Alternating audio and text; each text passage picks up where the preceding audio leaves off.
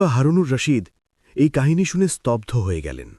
দরবারে উপস্থিত প্রত্যেকের চোখ ভিজে গিয়েছিল।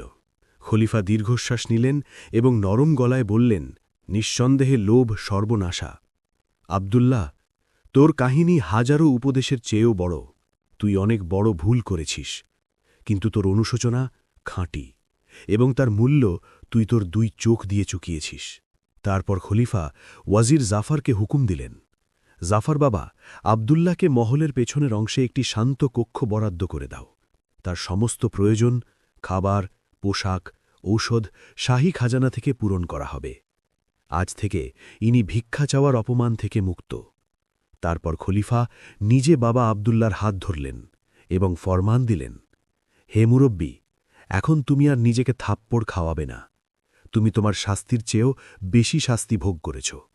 এখন বাকি জীবন তুমি আমাদের মহলে কাটাবে।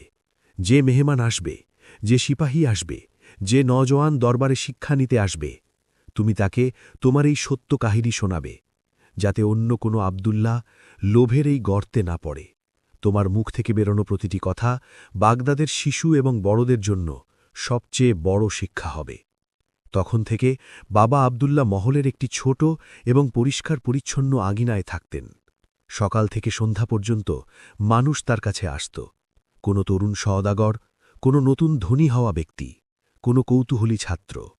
তারা অন্ধ বৃদ্ধকে ঘিরে বসে থাকত, এবং তিনি তার কাঁপানো কিন্তু সুরেলা গলায় সেই পুরনো কাহিনী শোনাতেন। আমার বাচ্চারা, আমি ৮০টি উটের মালিক হওয়া সত্ত্বেও সব কিছু চেয়েছিলাম এবং সব কিছু হারিয়েছি। আল্লাহ যা দিয়েছেন তাতেই শান্তি আছে।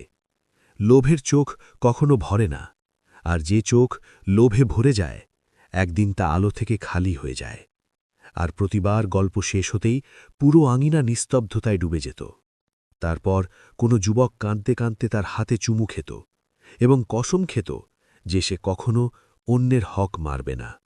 এভাবেই বাবা আব্দুল্লাহর অন্ধ চোখ তো ফিরে আসেনি, কিন্তু তার কাহিনী হাজার হাজার লাখ লাখ চোখ খুলে দিল।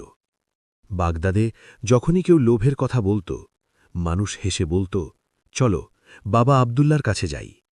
তিনি বলে দেবেন যে লোভের পরিণাম কি হয়। এই গল্প থেকে সবচেয়ে বড় যে শিক্ষাটি পাওয়া যায় তা হল মানুষের আসল শত্রু বাইরে নয়, তার নিজের মনের ভেতরে বসে থাকা লোভ।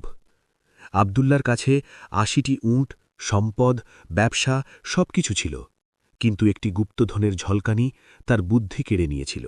সে দরবেশের সততার সুযোগ নিয়েছিল, তার উট কেড়ে নিয়েছিল, এবং তারপর ছোট্ট একটি কৌটার লোভে নিজের চোখ পর্যন্ত